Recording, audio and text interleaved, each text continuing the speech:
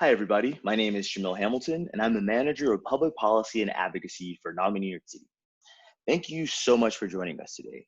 Now more than ever, it's important that families and individuals impacted by mental illness get involved in our political process. Voting is an important way to let your voice be heard. It's crucial that New York City has elected officials that are committed to passing legislation and policy that will help the mental health community. Today, we'll be talking about how to register to vote, how to vote by mail, and why voting is so important. We'll also discuss some of the things that NAMI New York City is working on policy-wise, and also how you can get more involved. Let's begin by looking at some mental health numbers in the US. As you can see, people living with a mental illness are a lot more common than you might think. At least 1 in 5 US adults experience a mental illness each year. The other four adults are parents, spouses, roommates, brothers, sisters, coworkers, all kind of folks. So when we really look at these numbers, we can see that nearly everyone is probably going to know someone impacted by mental illness in some way. This means that there's a large potential to build a powerful and really strong mental health community. If we mobilize people impacted by mental illness to be involved in elections, we can build a powerful constituency. So let's talk about how to make sure you're ready to vote in the next upcoming election. Step one is obviously registering to vote. If you're unsure whether or not you are registered to vote in New York City, it's easy to check your voter status. You can visit the website on the screen, or you can also call this number. If you need to re-register, or if you're deciding to register for the first time, you actually have several options.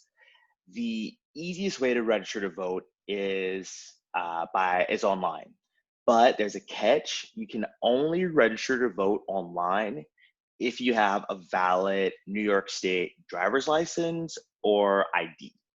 So if you have a valid New York State driver's license or ID, you can go to the link on the screen and you'll be able to register online. If you don't have a New York State driver's license or ID, the best way to register to vote is by mailing in a voter application. We've already listed the link on the screen there, so you can follow that link to download the application, or you can also call the Board of Elections. Their number is 1-866-868-3692. You can call them and let them know you want to fill out an application to vote. After you complete your application, mail it into the Board of Elections.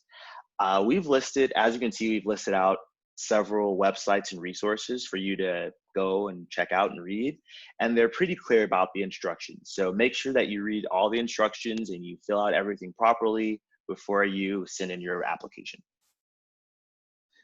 Next, let's talk about voting by mail. So it's really important to remain safe while voting, and especially now because of COVID-19. You should avoid voting in person and instead vote by mail. Although New York still has some work to do to make it easier to vote by mail, there has been some progress made. Voters can request what's called an absentee ballot, which will allow them to vote at home and then mail in their ballot. So traditionally in New York, you needed to have a reason or an excuse to request an absentee ballot and then vote by mail. But because of COVID-19 and the need to try to prevent community spread, Governor Cuomo has actually issued an executive order which allows all voters to request absentee ballots for the upcoming June 23rd primary.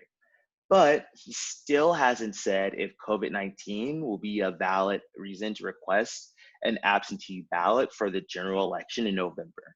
So stay tuned. We'll let you know. Please follow us online and our social media sites.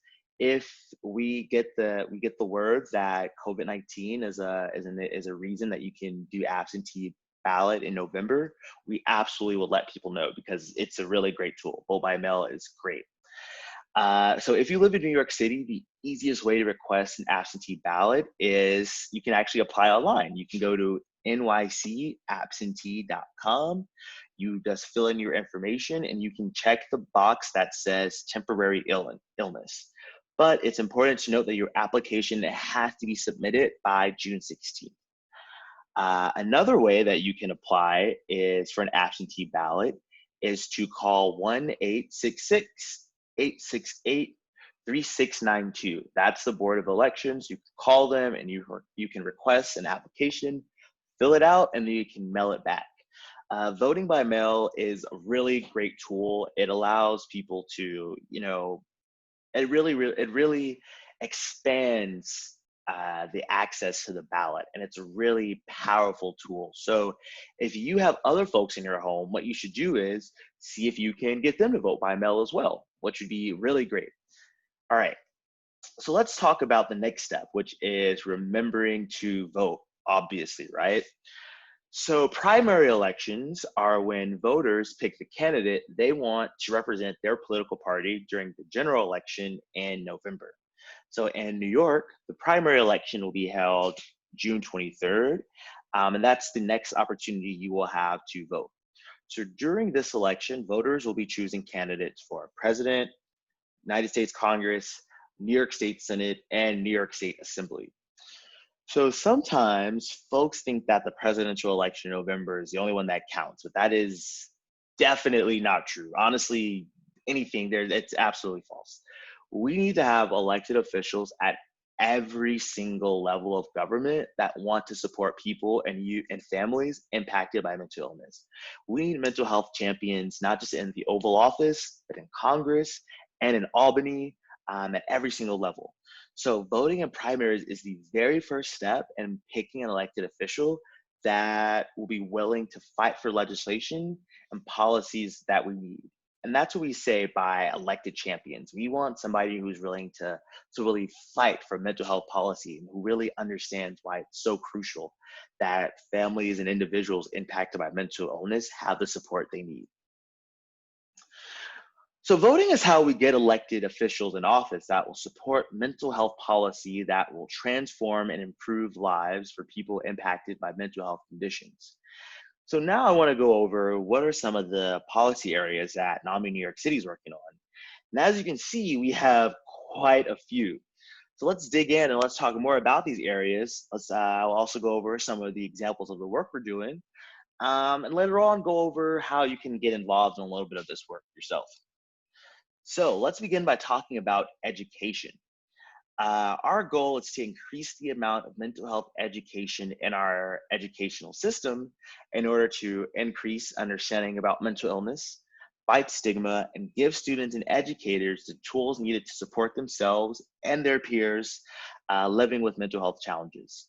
It's important to vote, so we have elected officials committed to making sure mental health is a critical part of our school system. And let's look at the statistic real quick. 1 in 6 US youth aged 6 to 17 are going to experience a mental health disorder each year.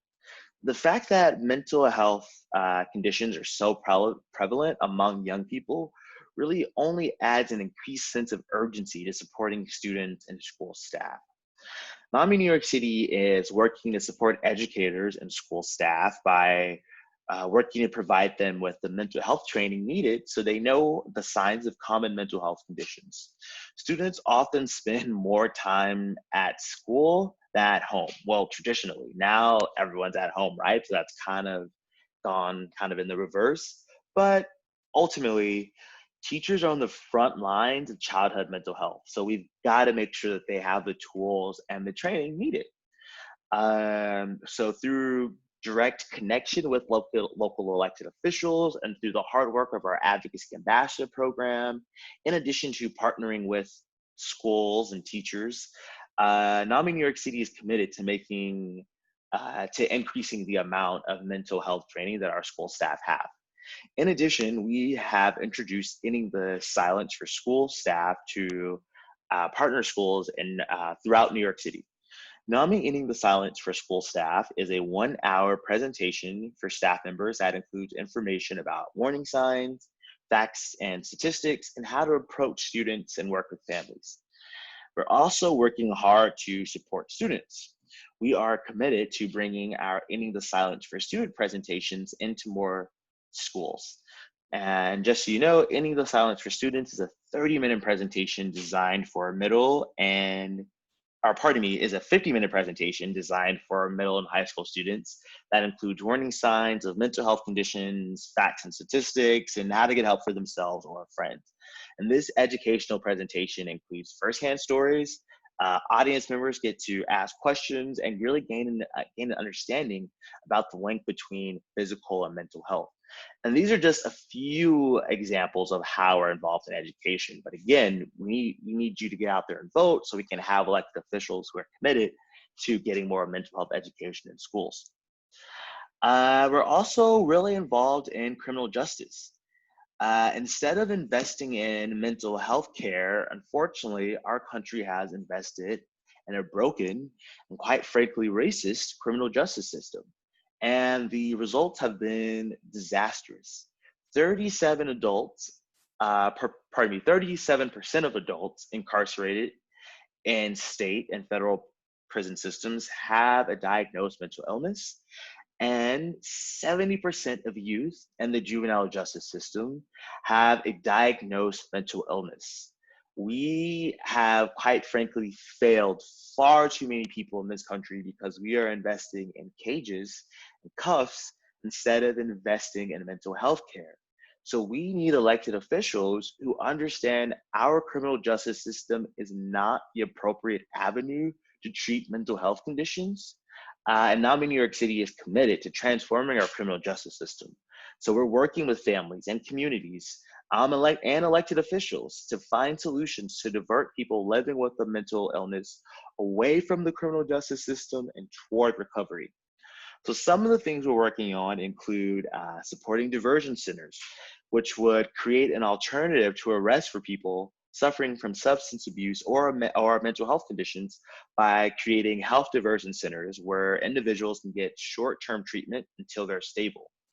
We believe that creating and investing health diversion centers, which are mental health diversion centers, which should be community-based, by the way, can really be a key step in helping shift people living with a mental illness away from the criminal justice system and really starting to connecting folks to help and support.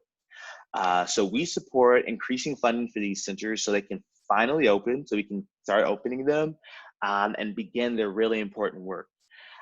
And we're really committed to ensuring that these diversion centers emphasize treatment and recovery. They shouldn't just become mental health jails or mental health holding cells. You know, it's really important that these diversion centers are places where folks can actually get some type of treatment and recovery.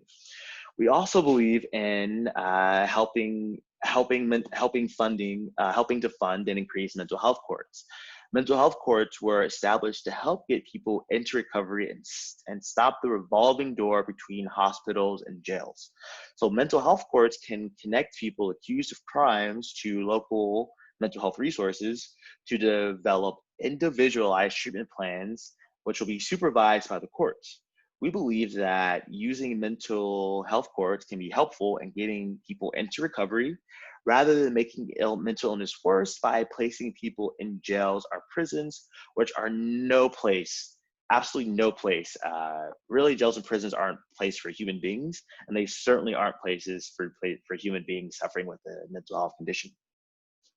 So we're committed to promoting awareness about these courts as an alternative to typical proceedings to help better the lives of individuals suffering from mental illness in the criminal justice system. And we are very committed to funding and finding alternatives to incarceration.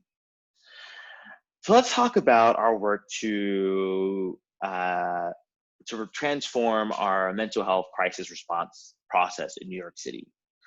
Our goal is to build a citywide mental health response system that is holistic and is able to provide appropriate support to family members and individuals before a crisis, during a crisis, and after a crisis. Having a mental health emergency is not a crime, period. And it should not be treated as one. So we need to remove law enforcement from mental health emergencies and instead invest in a robust public health system and solution to mental health emergencies. So here, some of the things that we're working on, or some of the things we want to see are, we believe that it's really important to fund community-based inpatient and outpatient services that will help prevent mental health emergencies from occurring in the first place. Let's build and invest in community-based safe havens, diversion centers, which I mentioned a little bit earlier, and mental health urgent care centers. Building these more mental health resources will allow folks to get help sooner and in their community, because it's really important that folks are able to stay connected to their community. It's also really important that we totally change our dispatch system so that folks can quickly get connected to the appropriate mental health resource. NAMI New York City strongly supports establishing 988 as a new mental health emergency number.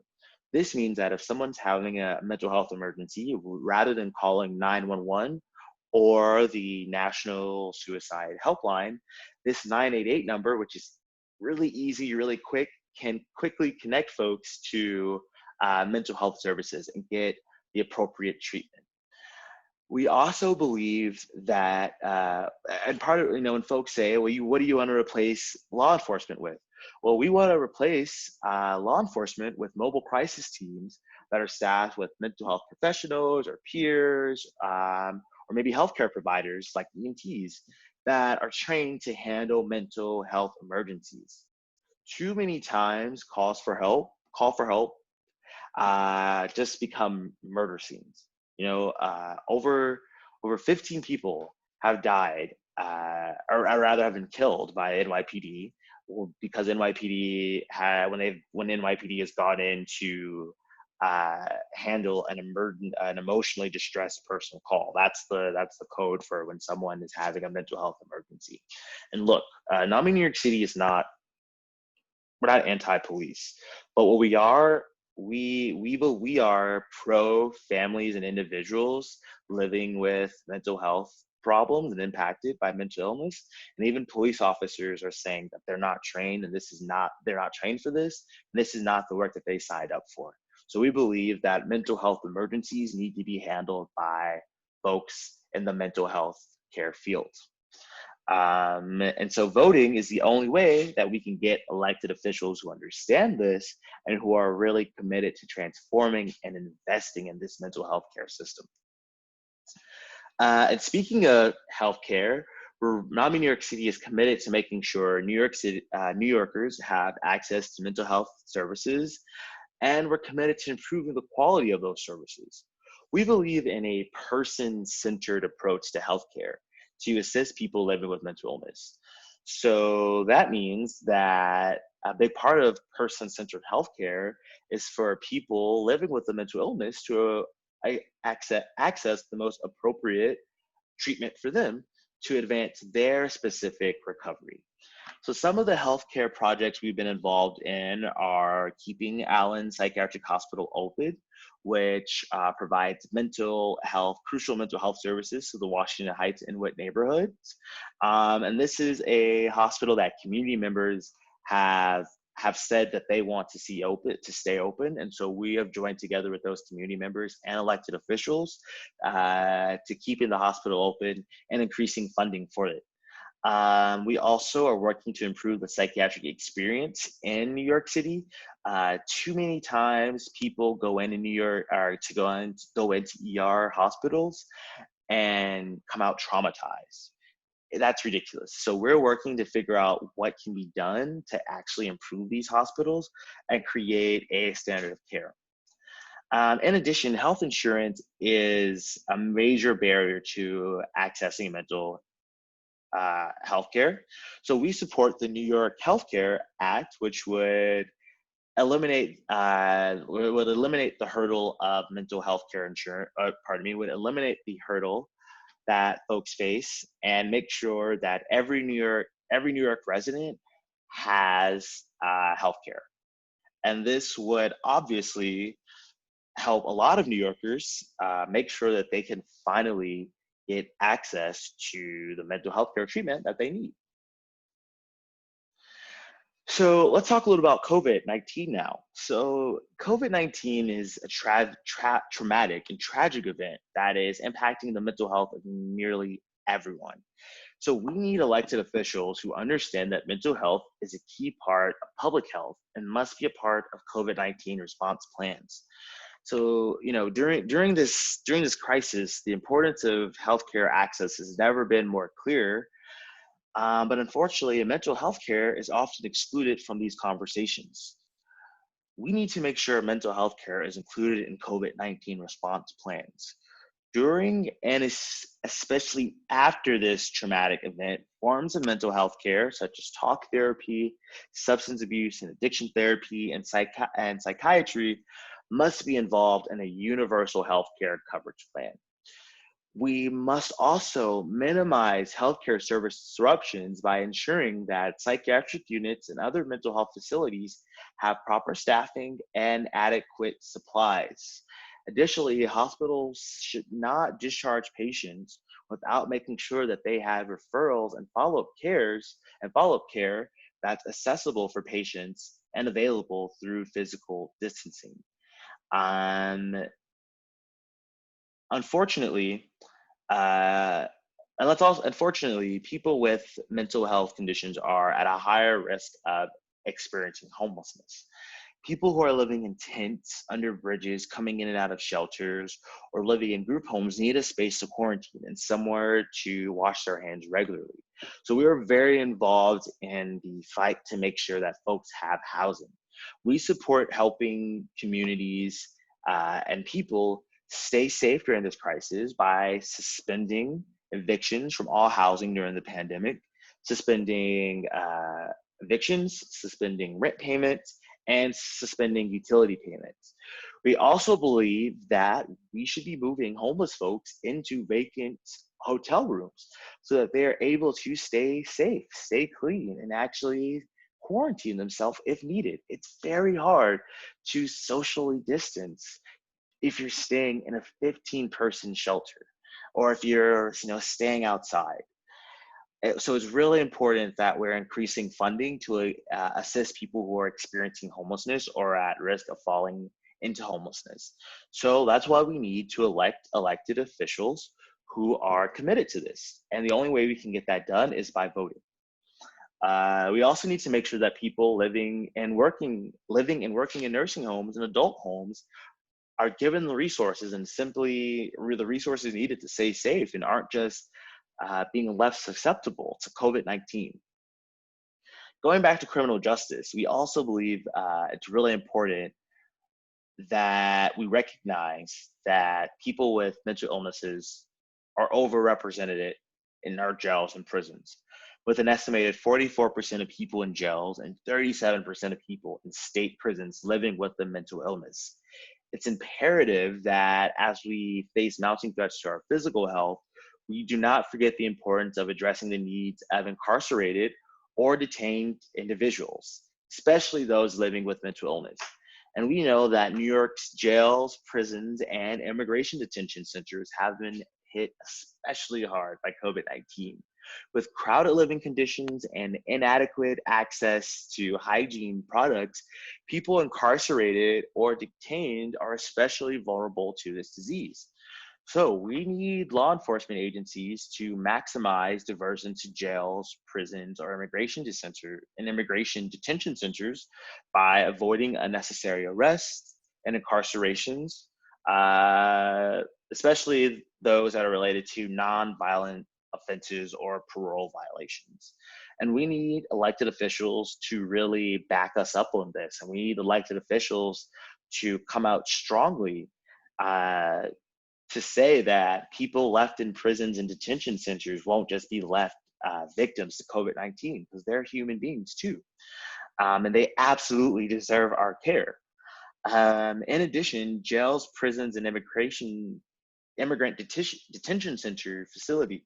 immigrant detention facilities must provide no cost phone calls, video calls, and other forms of online communication that can help incarcerated individuals stay connected with their community during this stressful and isolating time.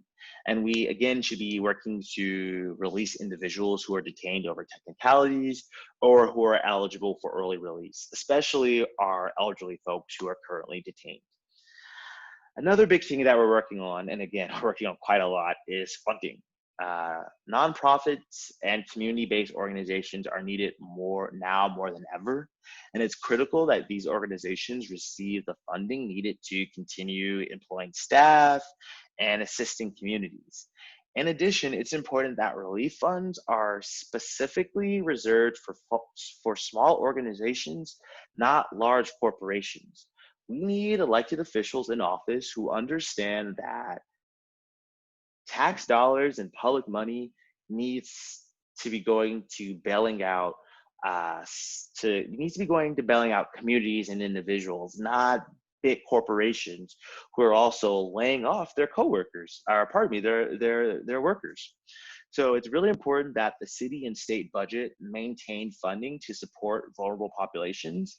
And we understand that elected officials will have very difficult decisions to make, but we cannot slash our way out of this crisis, especially when we need an increased investment in critical services like mental health. Austerity is not the answer, period. I'm going to say that again. Austerity is not the answer, and we need elected officials to understand that. And the only way we're going to get elected officials to understand that is by voting. So let's talk a little bit about contacting your elected officials. Voting is very important, but it's also important to make sure that we're holding elected officials accountable. And as you can see, there's a lot to hold them accountable for. So contacting your elected officials is a very important process of making sure your voice is heard, literally. It's also important to remember that the person you might be talking to, if you're contacting your elected official's office, probably won't be your elected official. So let's get into a few tips for contacting your elected official. The first one is to understand that numbers count. Policymakers count the number of calls and emails they receive on an issue and what position their constituents are taking. Few people actually contact their elected officials, so policymakers believe that a single email or call can represent the view of 10 to 100 constituents. This gives you an advantage. This means that taking the time to write or call is making a much larger impression than you may think. Tip number 2 is that timing is everything. Whenever possible, coordinate your efforts with people you know, and this can make an even bigger impact. Emails and phone calls that are timed to come in groups make a much larger impact because policymakers and their staffers will think that there's a lot of movement or a lot of buzz or momentum about this issue. So whenever you can, try to time contacting your elected officials with other community members that you might know. The next tip is to make it personal. Always when you're contacting your elected official, let them know why this issue is important to you. Add your story. Let them know why this is impacting you, your community, or someone you love. That making a connection and using your story really helps push policymakers and their staffers. And the most important thing I would say is always make an ask. Let them know what they can do to support your issue by having a very clear ask at the end and clearly saying, hey, this is how I want you to support me. This is how I want you to vote. Be very clear so that we can have real change. So there's quite a few ways to contact your elected official. You can use email, phone call, or now virtual meetings. If you're sending an email, it's really important to make sure you send a strong and clear subject line. You want to use a proper greeting. You want to always include where you're from, and you want to try to keep your email brief. Stick to the key points and let them know why the issue is important to you. And then again, have a clear and specific ask, and then thank the time to, or then thank them for their time at the end. If you're making a call, it's pretty much the same thing. And it's okay to write bullet points or read from a script. The most important thing is to be genuine and just clearly explain why you're calling and what you're looking for. Now, because of COVID-19, most offices are closed, but you can potentially get a meeting with staffers via video conference.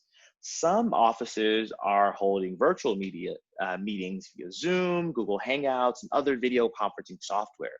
So this can be a great opportunity to talk to your staffers from elected officials' office while inside your home. Remember though, always have an ask and always have a purpose about why you're meeting that person. I want to talk now about our NAMI New York City Advocacy Ambassador Program. This program was launched March 2019, but our program is changing lives and policy one story at a time. The NAMI New York City Advocacy Program provides families and individuals impacted by mental illness with the skills and training needed to meet with elected officials and create change in their communities. Sharing your lived experience with elected officials in your area is an important way to make a difference in the life of your loved one or yourself. Meeting with policymakers gives you the opportunity to directly voice your concerns and shows legislators that voters care about improving the lives of families and individuals impacted by mental illness. So by getting involved in mental health advocacy work with NAMI, you can actually help shape legislation and build power in New York City and the New York City mental health community.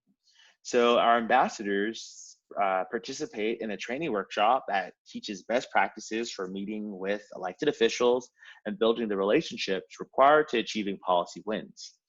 After training, advocacy ambassadors are champions for policy that impacts the mental health of New Yorkers and their communities, and work together. They work together with the NAMI New York City advocacy team to help make sure elected officials in their area are informed about and supportive of important mental health issues. This program is really making a big impact by rallying around issues and educating policymakers and the public on solutions, coordinating to build pressure and momentum throughout the city, and using that pressure and momentum to turn decision makers into supporters and create policy that helps the mental health community. Create policy that helps the mental health community, pardon me. So for more information or to apply, please visit NAMI-NYC.org/advocacy. So finally, let's go over some ways to get involved with NAMI New York City advocacy. So one, we already discussed if you live in New York City, we discussed our Advocacy Ambassador Program. You can get connected with your lawmaker and your story can really help make a difference. Visit NAMI-NYC.org/advocacy to apply. Even if you don't join our ambassador program, you can still sign up for our listserv so you can make sure you receive advocacy alerts. And advocacy alerts are important notifications about current events and issues related to mental health advocacy. These alerts are great opportunities to coordinate around a specific issue and create momentum. So if you're interested in receiving advocacy alerts, text NAMI-NYC to 313131 to be added to our advocacy alert list. Again, text NAMI-NYC to 313131 to be added to our advocacy alert list. You can also take immediate action by visiting our Grassroots Action Center at NAMI-NYC.org/takeaction. And as you can see, that link is on the screen. Our Grassroots Action Center makes it easy for you to quickly and easily connect to your elected official about current NAMI New York City policy campaigns. So in summary, voting is a very important tool. So please make sure your voice is heard. As a reminder, if you have a valid New York State driver's license or ID, you can register to vote online. But if you don't have a valid New York State driver's license or ID, you'll need to mail in a form. So even if you don't have a ID or a driver's license, you can still just mail in your form, you can mail in your application, and you can read more about the application requirements by following these links. And it's worth it. it really is, it really is worth it to vote. We need elected officials who are committed to fighting for families and individuals impacted by mental illness. We're working on a lot at NAMI New York City, but with your support, we can make it happen. So please text NAMI-NYC to 313131 to be added to our listserv, or visit NAMINYC.org/advocacy to learn more about our issues and how you can get involved. Thank you so much for taking the time, for joining us, for taking the time to learn more about advocacy. If you have any questions, please email us at advocacy@NAMINYC.org. Please remember to vote, and I hope you have a great day.